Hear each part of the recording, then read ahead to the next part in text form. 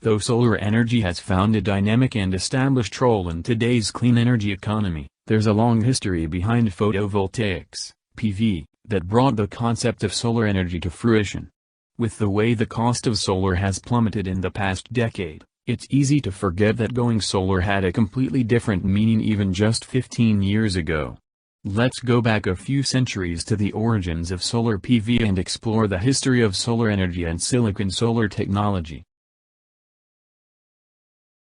In theory, solar energy was used by humans as early as 7th century BC, when history tells us that humans used sunlight to light fires with magnifying glass materials.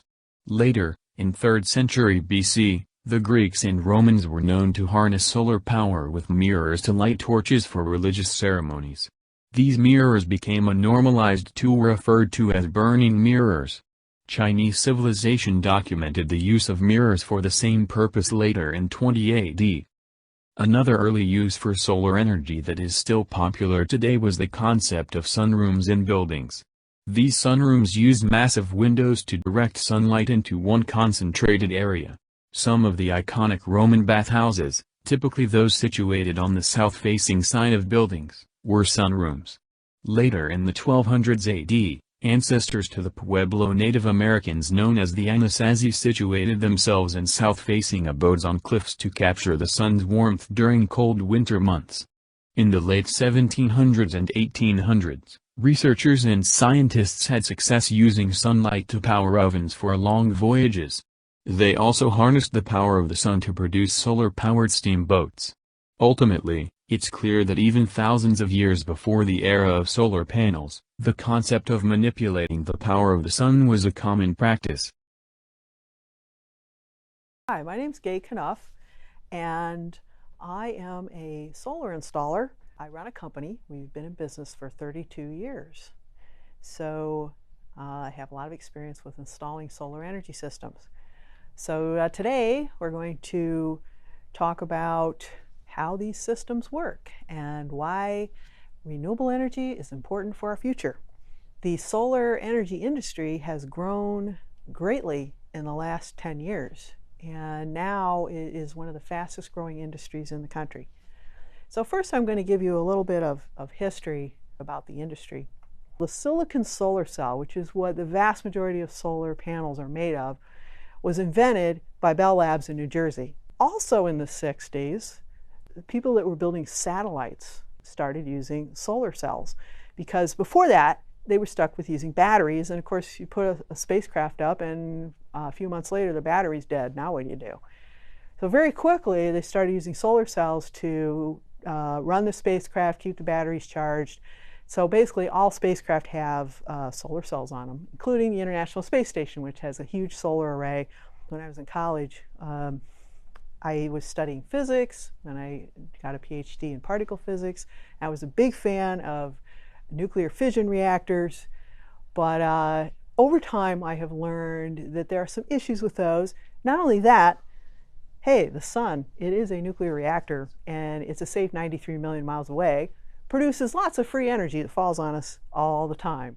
The company I started that in 1988, and it is called Extraterrestrial Materials. We call it ETM for short. It started out as an aerospace consulting company, as you might expect from the name. We got involved in doing space solar power work for NASA in the early 90s. And during that time, I learned that, well, it's a cool idea to go do some solar power in space, but there's plenty of physical space on Earth to do solar. So in the early days, all solar energy systems had batteries, but once we could do pure grid ties, then we did not need to have batteries for every system. And that was important because batteries are a maintenance item, and pure grid ties were much lower maintenance and less expensive. The grid ties really did start to take off. About mid-2000s, the industry started growing rapidly, and the cost started to rapidly fall, the cost of solar cells. Like everything that you manufacture, the cost of the thing will go down when you start mass producing it. In fact, there's even a formula for it. If you double the production, the cost will go down 20%. And that is true for almost anything that you mass produce, whether it's spoons or solar cells. It doesn't matter, it works. And of course, the mass production was ramping up, but in the mid-2000s, it really took off, primarily because China got involved. And China, they're the masters of manufacturing these days. That lowered the cost a lot. So the solar industry has expanded in part because of that. By the end of the decade, utilities had started to put in huge solar power plants of hundreds of megawatts. So when you're thinking about the cost of solar, what's happened now is that the cost of a solar power plant is, to build a power plant size thing, which is several hundred megawatts, is cheaper than any other kind of power plant, because the cost of solar cells has dropped so low. Is the best hope for widespread use of renewable energy.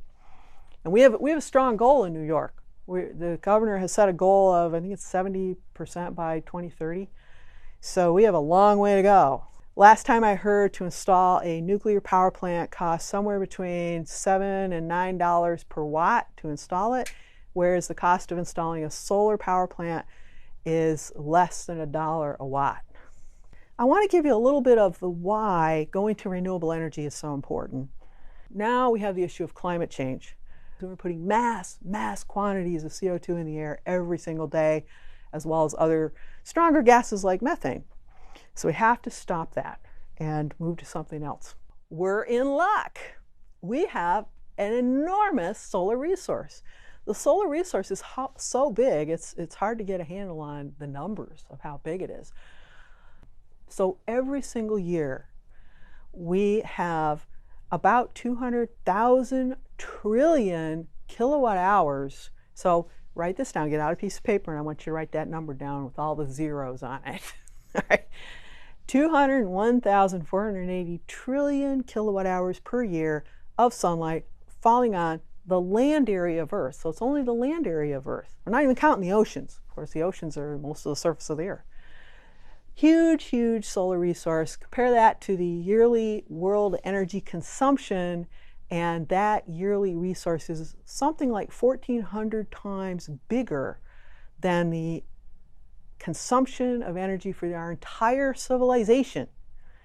By comparison, our fossil fuel supply is kind of a forever supply. It's down there, you got to dig it up, and it is way, way smaller than that. So here we are, awash in this amazing amount of energy that is falling us for free from this fusion reactor in the sky. The history of the solar industry is a long story to tell up to the present and continuing development of the industry. For the full solar industry timeline, you can find the link in the description.